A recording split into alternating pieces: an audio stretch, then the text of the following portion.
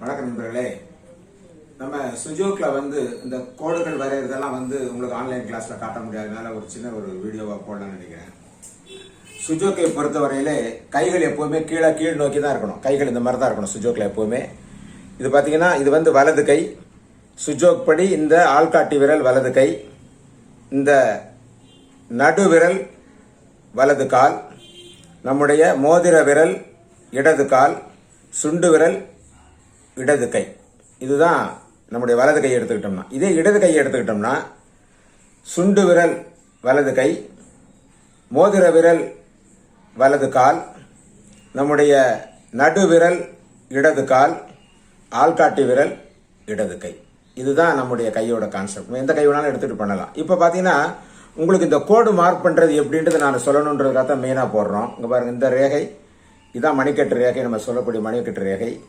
இந்த இடத்துல அந்த ட்ரையாங்கிள் நம்ம மார்க் பண்றோம். இதுதான் நம்முடைய இந்த கோடுக்கு இதுக்குள்ள இந்த மெயினான ட்ரையாங்கிள். இதுல இருந்து அப்படியே மெல்ல ஒரு கோடு அப்படியே கொண்டு வந்தோம்னா இங்க முடியும்.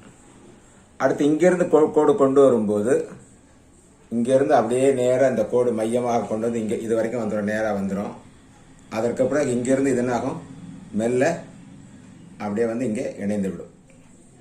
இதுதான் இந்த ட்ரையாங்கிள் நம்ம மார்க் பண்ணக்கூடிய ஒரு விதம். இதுல இந்த கோடுகள் மார்க் பண்ணும்போது இந்த புள்ளி தான் ரொம்ப முக்கியம். இந்த பக்கம் எடுக்கும் இந்த கையில எந்த பிரச்சனையும் கிடையாது. நேரடியாக அப்படியே இந்த கோடு அப்படியே எடுத்துடுறோம். இங்க இந்த பள்ளம் தான் நமக்கு இங்க இருக்க இந்த பள்ளம் தான் இந்த இடத்துல இந்த கோடுக்குள்ள மெயினான இடம். இதுல அப்படியே நேரா ஒரு கோடு இங்க கொண்டு வந்துடுறோம், இங்க கொண்டு வரோம். இந்த ரெண்டு கால்களுக்கும் நடுவில் இதுல இருந்து நேரடியாக ஒரு கோடு. இதுதான் நம்ம இதில் தெரிந்து கொள்ள வேண்டிய மிக முக்கியமான விஷயம். எப்படி மார்க் பண்றது அப்படிங்கிற உங்களுக்கு ஒரு சந்தேகத்துக்கு இந்த ட்ரையாங்கிள் மார்க் பண்றது அப்படிங்கிறதுக்காக சொல்வதற்கான ஒரு விஷயம்.